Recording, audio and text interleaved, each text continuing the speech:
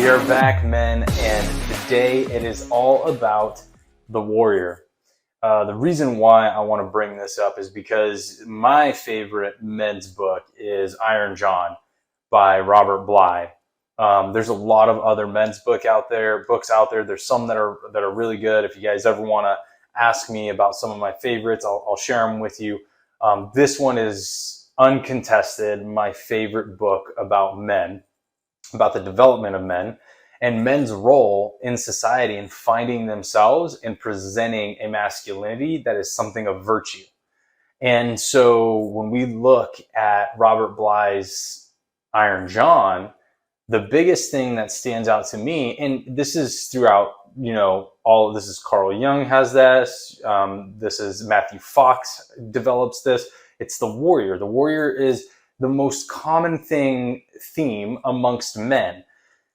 The thing that we have to deal with the warrior is there's a couple versions of them. And so one of the things that I wanted to bring up with you men that listen to this today and all the people listening to this down the road are the fact that we have the unaware and the aware, right? Or the trained and the untrained warrior, as I like to refer to them as. The reason being is because a trained warrior is somebody who can be balanced.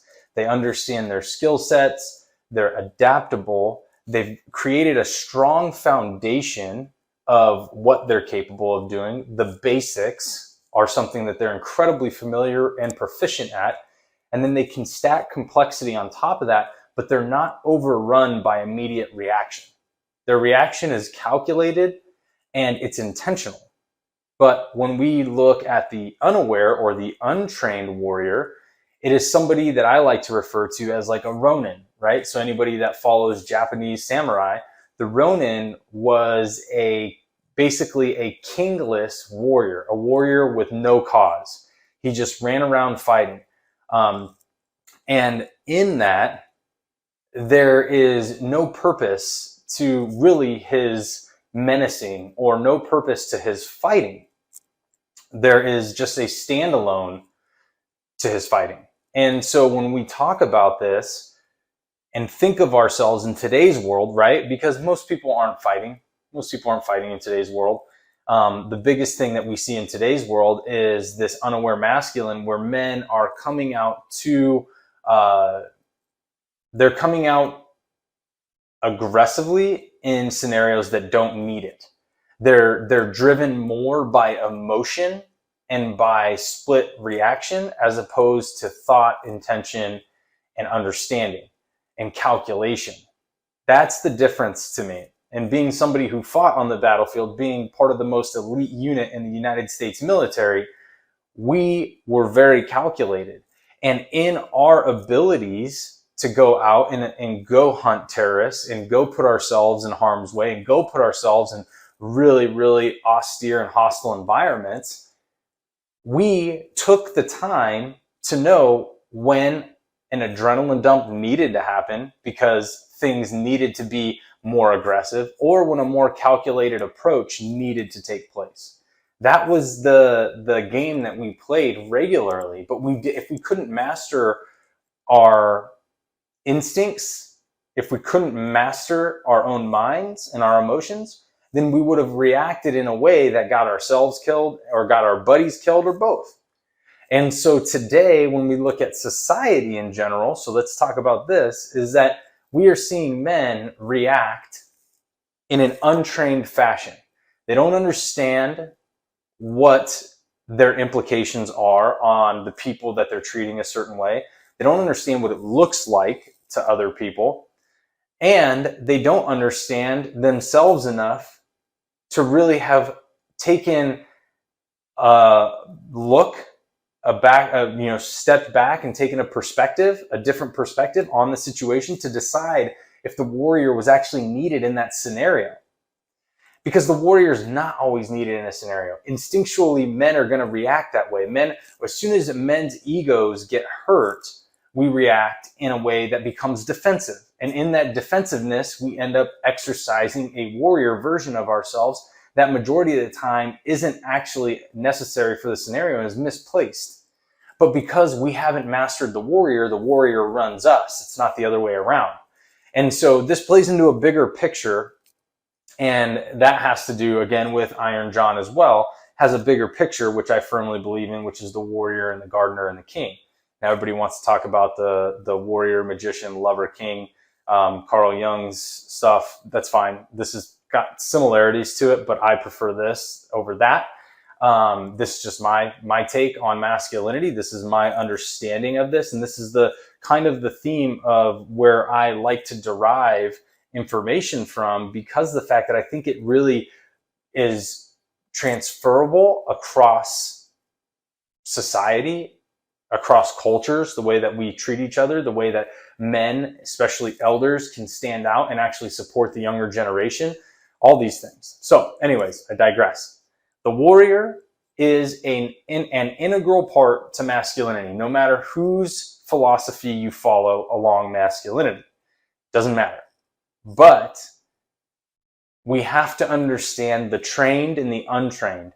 If we allow ourselves to be governed by the warrior and he dictates our moves, thoughts, and actions, then he is running the show and we are an untrained warrior.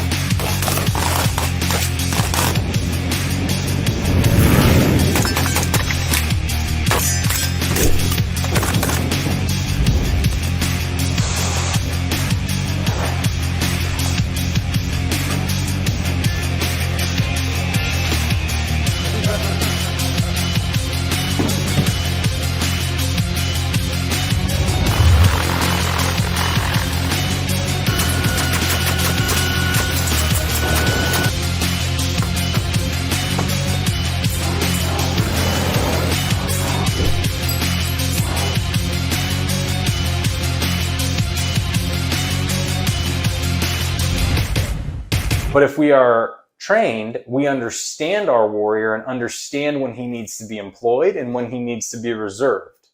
We understand when he needs to be the standing figure on our throne and when he needs to be relaxed and seated, right? If we can put visualization to this. And again, this is part of a much deeper practice I do in my courses, but I want to give this to you guys because I see too much of the untrained warrior in today's society, and especially because in today's society, we have zero consequences for somebody acting in a very erratic and untrained fashion.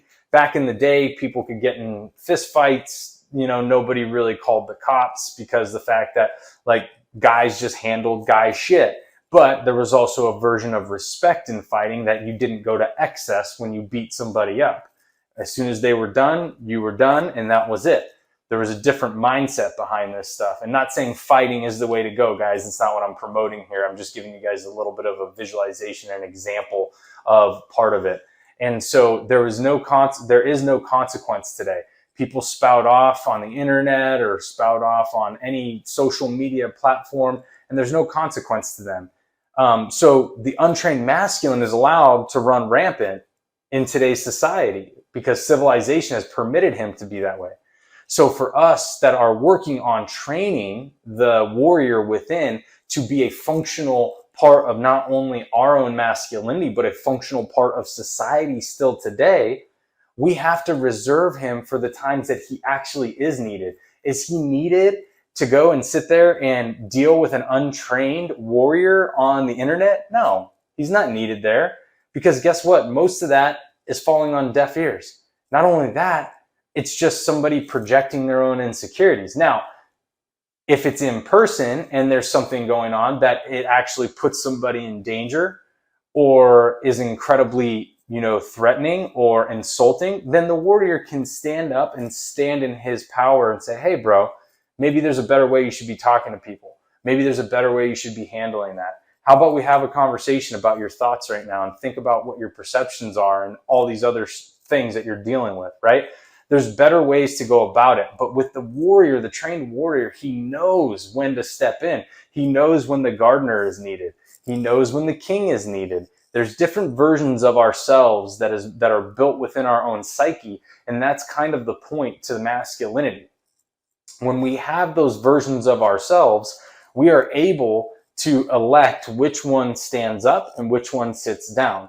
But with the warrior, when we are untrained, he runs the show typically. He's our default mode majority of the time. For most men, he's a default. He's the easiest one to tap into because he's inherent within all of us. But in that, if he runs the show, we're running around as a Ronin, a society that doesn't have warriors who are trained in fighting for the greater cause. They're just fighting to fight, right? And that's not who we want to be as men, because what are we doing to the younger generation? What are we doing to our current generation? And what are we doing to our ecosystems when we do that? The trained warrior is somebody who needs to be cultivated. He needs to be honed. He needs to be practiced. And so that's the last piece to this. We understand now why there is a trained and an untrained warrior.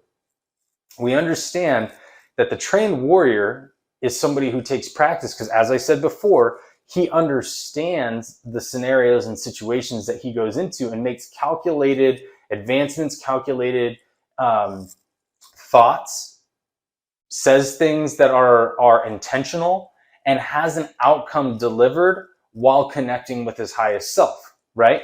That is a trained warrior. When we think about those things, or the greater good, right? The greater good of the people, right? The mission that he believes is the greatest good. We look at Alexander the Great, Marcus Aurelius, all these guys, there's plenty more that we can talk about, but these guys made calculated decisions. Brian Boru, Winston Churchill was fighting to save their lives, so kind of like the thing is defensiveness. But we're talking about guys who actually stepped up, created empires, but did things out of the greatest good, and did things in a fashion where they actually stood back and they were warriors, but didn't employ the full force of the warrior in everything they did.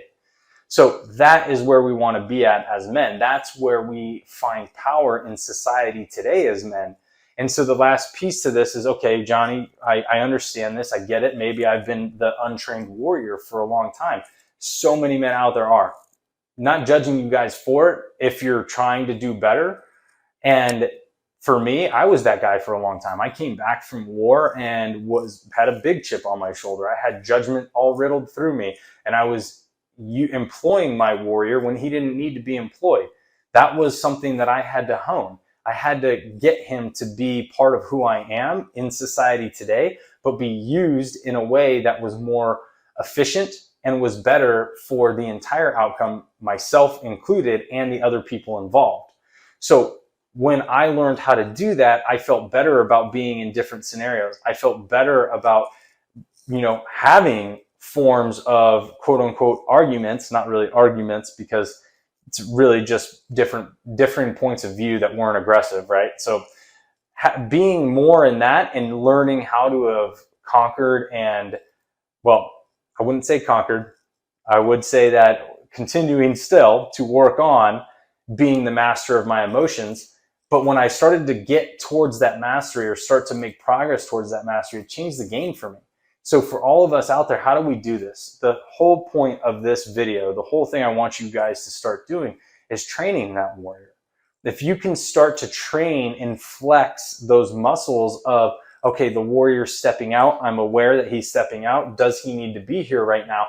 That is the first step to understanding the warrior, but also understanding if he's running the show or if you're allowing him to take place consciously, right? That's where the defining line is. Is he consciously coming out, or is he unawarely coming out? You have to figure that out for yourself, but you got to think about it. And so for all of you guys out there is evaluate yourselves. When you get in these scenarios, maybe when somebody triggers you, does the warrior immediately pop out? Or do you sit back and be like, okay, why did that trigger me? Well, maybe it's because the fact that this happened, that happened.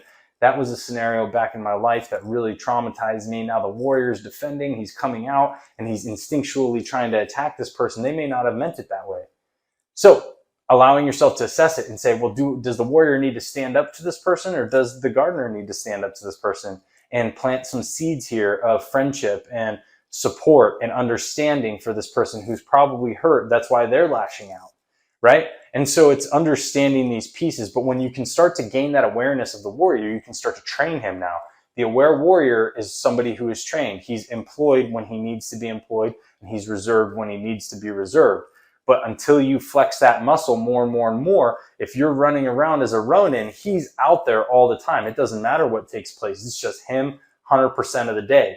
So assess, evaluate, and then determine how you want to show up with or without that warrior. That is the key, guys. So, and if you want, read Iron John. Great book by Robert Bly. I keep it right here. I read it pretty regularly because I do love it.